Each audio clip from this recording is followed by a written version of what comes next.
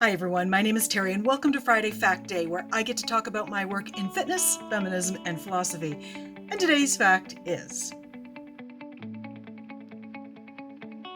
we need more PCOS awareness. Now, before anybody starts wondering if I've rebranded the channel, don't worry, the pink lettering in the fact card will be back again next week. It's just teal this week because that's the color of PCOS Awareness Month, which is September and kicking off now. So what is PCOS? It stands for Polycystic Ovary Syndrome, or sometimes it's written as Polycystic Ovarian Syndrome. It is, like any syndrome, a collection of things that is a lot more than what the name itself indicates. The sort of most notorious thing in PCOS is cysts on the ovaries. This is a condition that affects anybody who is AFAB, assigned female at birth. So that can be cis women, that can be non-binary persons, and that can be trans men. One of the reasons I'm talking about this today, aside from it being PCOS Awareness Month, is that I also have PCOS. I did mention that in a previous video or two, and I've tweeted about it occasionally.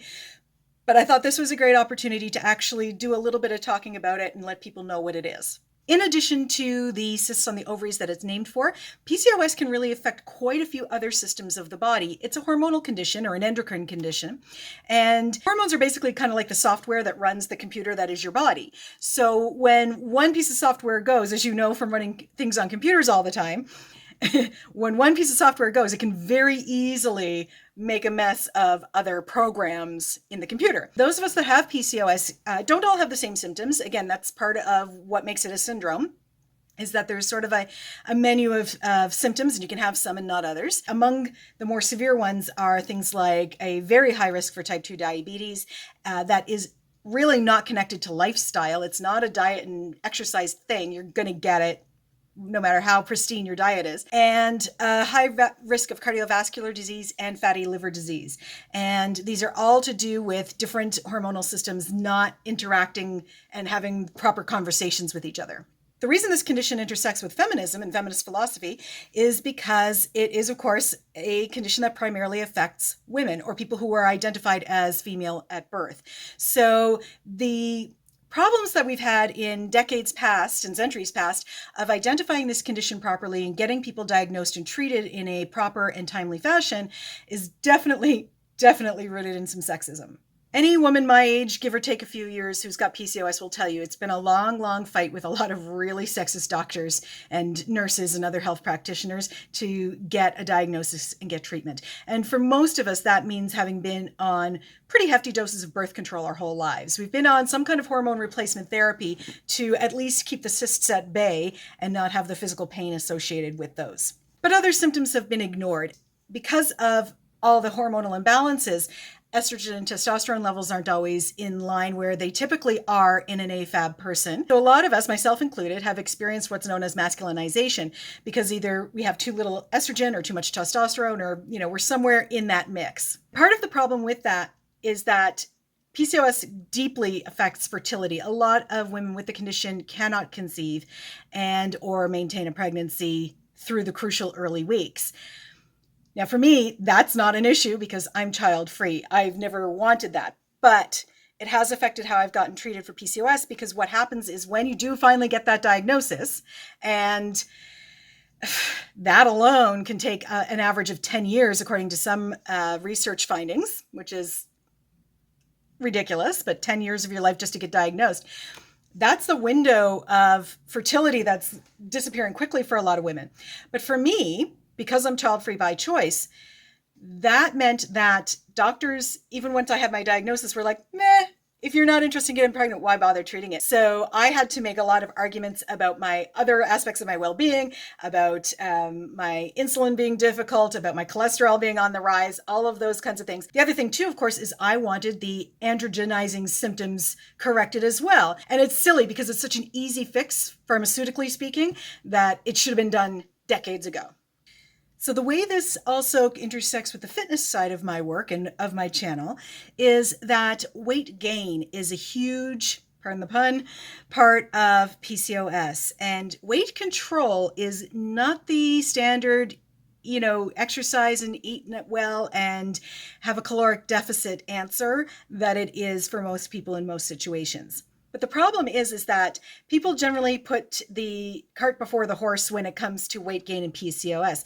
And it's very typical, and there's a lot of fat phobia in medicine and in fitness that says that the weight gain is what's causing all the medical problems a person is experiencing. If they can just lose the weight, all the other problems will go away. PCOS is the other way around. So the PCOS is causing the weight gain, and that is a big flashing neon sign going, check things out, things are wrong. It's like when the engine light comes on in your car, you need to get that diagnosed. When doctors rely too much on the BMI and they're fat phobic and they just immediately go, oh, you got to lose the weight and all your other problems will be solved, then they're ignoring the fact that this is a symptom and the cause of the problem is going completely untreated. I was at risk for diabetes, cardiovascular disease, liver disease, all kinds of other things that was being ignored because I was being told to exercise more. Now, the irony of that, of course, is at the time that this got really bad, I was teaching 10 aerobics classes a week. So the take-home message here, particularly for my fellow fitness instructor colleagues, is go and research a little bit, look at some reputable medical websites and find a list of the symptoms. Because if you've got a client who is assigned female at birth, who's coming in with several symptoms and cannot budge any weight, you don't want to start going down the road of, well, you're not exercising enough or you're not doing it properly. There's a very, very good chance they are. And we don't want to turn this into some kind of shame and blame situation where there's really a hormonal problem going on and it looks like they're just not adhering to the exercise plan. For everybody else that's out there, especially if you're on social media quite a lot, show some support for the hashtag PCOS Awareness Month. There's a lot of organizations doing it now. Even 10 years ago, there was really no support for this. And this is something that has really been created by patients getting together online and saying, hey, have you tried this? Have I tried that? How did this work? And forming advocacy associations and just show any friends or family that have this condition, show them some emotional support. Most of what we need is medical and pharmaceutical, but those moments where things are frustrating, especially anybody who's dealing with androgenizing symptoms or they're dealing with infertility, there's a lot of emotional stuff around there.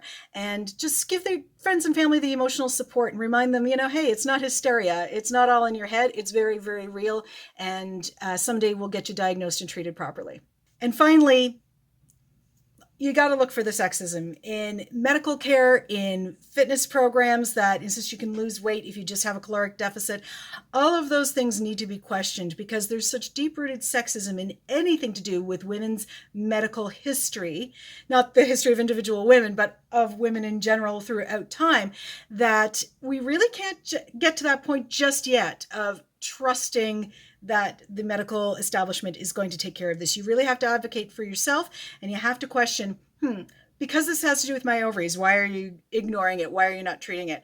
And find the other advocates out there. Find other health advocates. Talk to pharmacists. They're often the best advocate you've got. I've got a few friends that are pharmacists. They didn't make me say that, but they'll agree.